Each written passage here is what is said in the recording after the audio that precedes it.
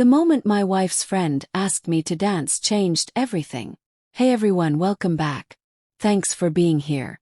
I've got a story today that still plays over in my head like it just happened yesterday.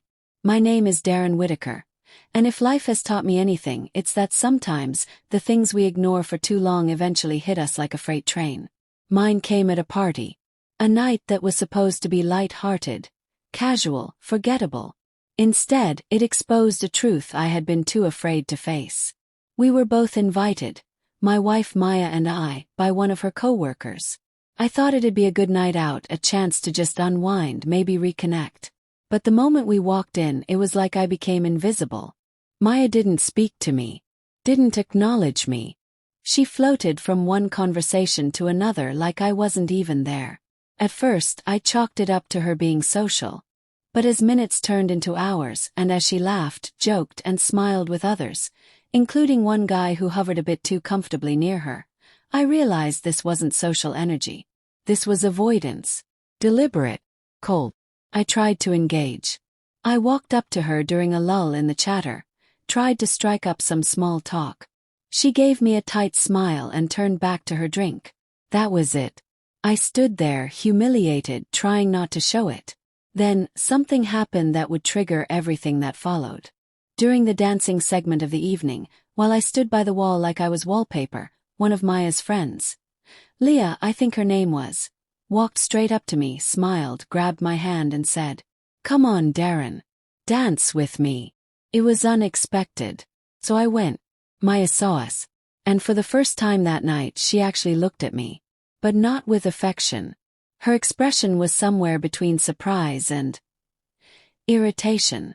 Like she had just remembered I existed but resented that someone else noticed too. That moment didn't fix anything. But it did break something. Let me take you back to the beginning before all this. I met Maya during our postgraduate years. I was in a master's program for urban planning. She was in psychology. We didn't share many classes, but we had overlapping friend circles and a few joint seminars. That's how she came onto my radar. Maya was magnetic. Not loud, not flashy, but sharp. Always composed. She had this calm confidence that made people listen when she spoke. You couldn't help but be intrigued. But back then we weren't close. Just surface-level chats, nods in the hallway, maybe a comment or two about the guest lecturer or an upcoming exam. There was no romance. No private moments. I admired her from afar. The way you admire a mountain, beautiful but distant. It wasn't until about a year after graduation that our paths finally crossed again in a real way. A mutual friend was hosting a networking dinner. We were both there. This time we talked. Really talked. And it was different. The connection wasn't instant fireworks, but it was real. She asked thoughtful questions, listened closely. For the first time, it felt like I wasn't just being heard, I was being seen. Over the next few months, we started spending time together. Walks in the park, long calls, late-night drives. Slowly, something grew between us.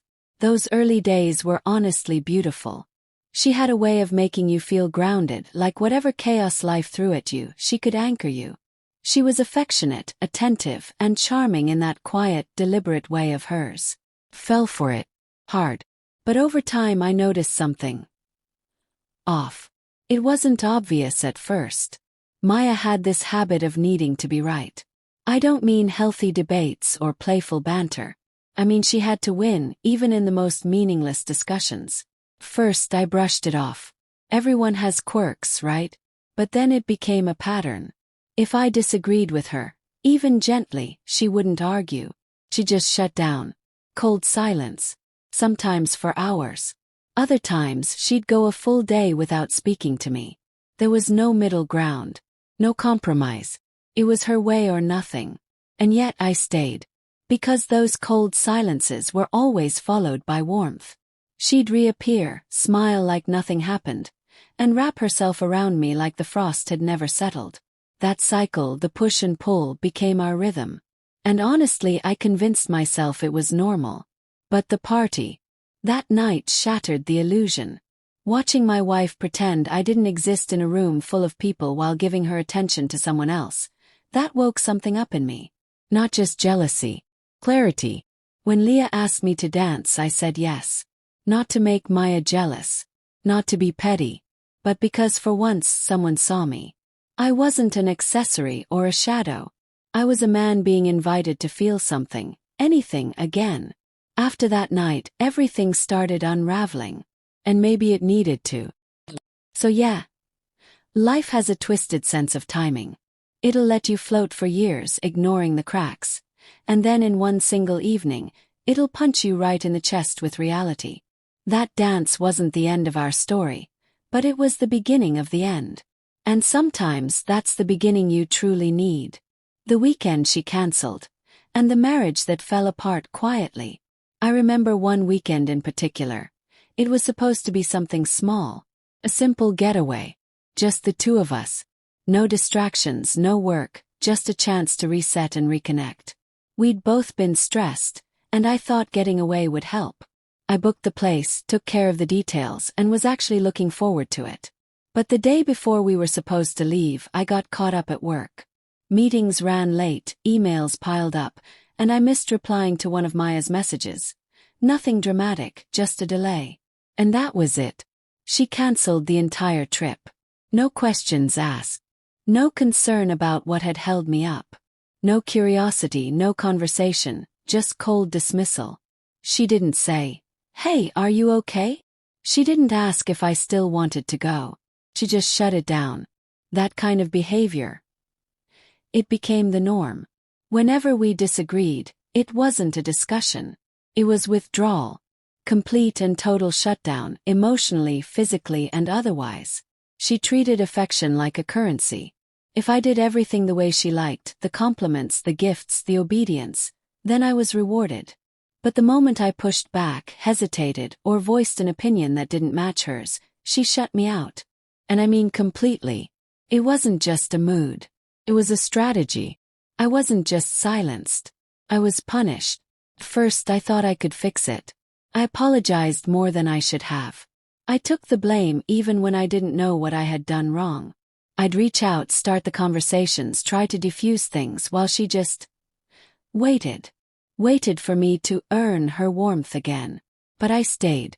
I stayed because when Maya was good to me, she was radiant. She could make me feel like I was the center of her world.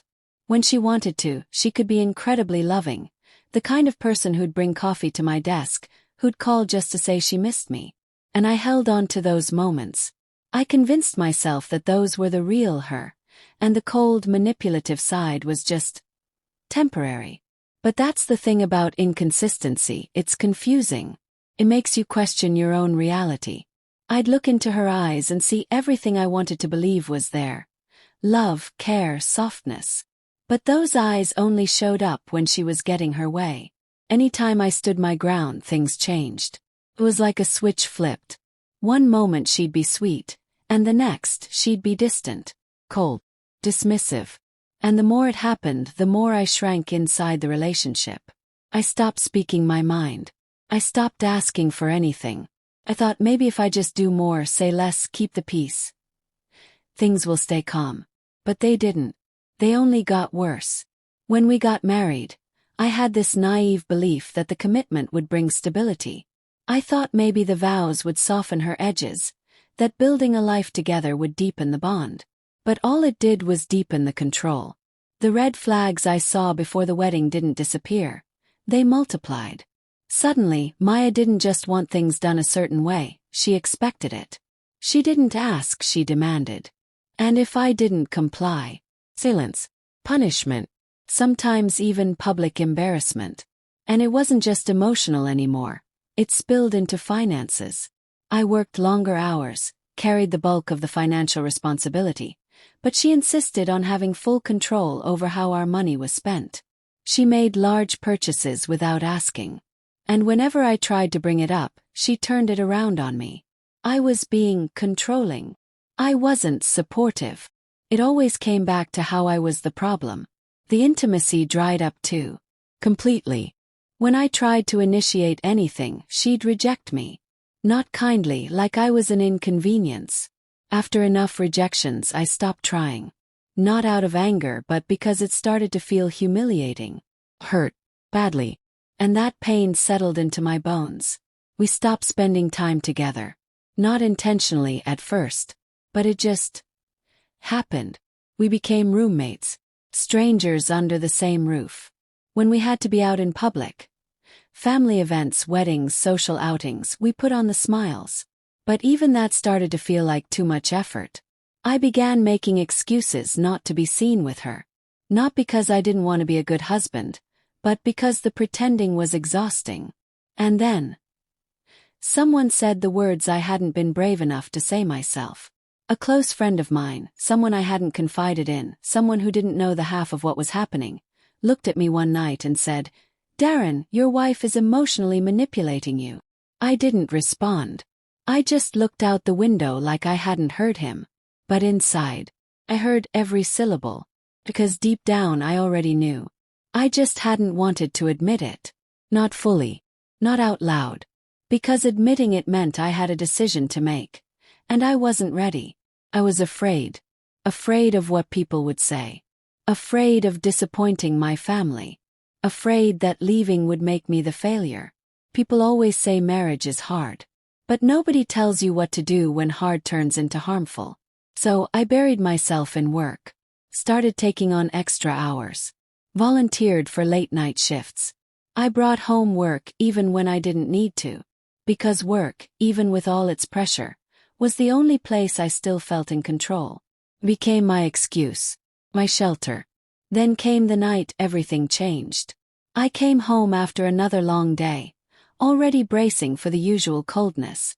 But that night, Maya greeted me, warmly, like she used to.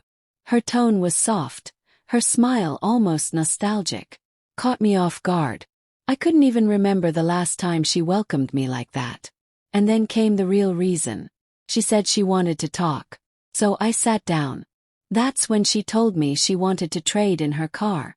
Not because it was broken. Not because it was unsafe. But because, and I quote, "It doesn't fit my image anymore." She wanted a new luxury model. And she expected me to figure it out. Financially, logistically, no questions asked. I didn't laugh.